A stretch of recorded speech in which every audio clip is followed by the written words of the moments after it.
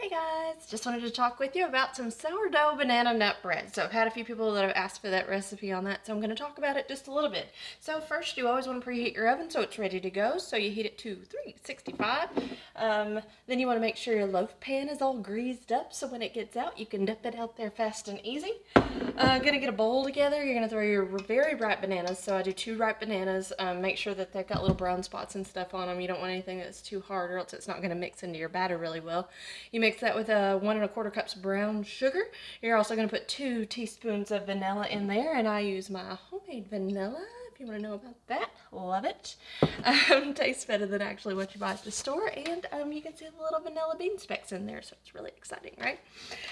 Make sure that you mix those really good. Some small lumps are okay, but you want it kind of beaten down. You're going to add your eggs one at a time. Make sure you blend them well. Then you're going to add your sourdough starter. So I have my baby sourdough starter here that I've been taking care of for a little bit of time. So we can always talk about that sometime if you guys want to too. But I love making stuff with the sourdough starter. Then you're going to add flour, the baking soda, and some cinnamon. Just for me, that's what I personally prefer. You can add other spices if you want to, a little dash of cloves, a few other things. I've gone up and down, but this is my official recipe that's going to be in Kylie Cooks the World someday.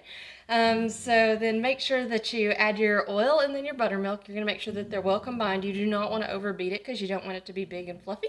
So just make sure that it's barely mixed in. You're going to take your pecans, which is about 3/4 of a cup, and then stir them in. You don't really want to go in and beat them in with the mixer because you're just going to crush them up into little tiny pieces. You just want them a little bit blended in there.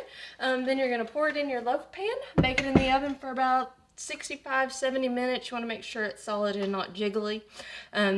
Best served fresh out of the oven. It's so good. Or also with butter, cream cheese is good on it. I've been making my homemade yogurt, and that is the best on it. You don't need sweetener, you don't need anything, so it goes right on top, and it's been really delicious. So hope you enjoy it. I'll throw the recipe down in the comments, and of course it'll be on my blog at some point too.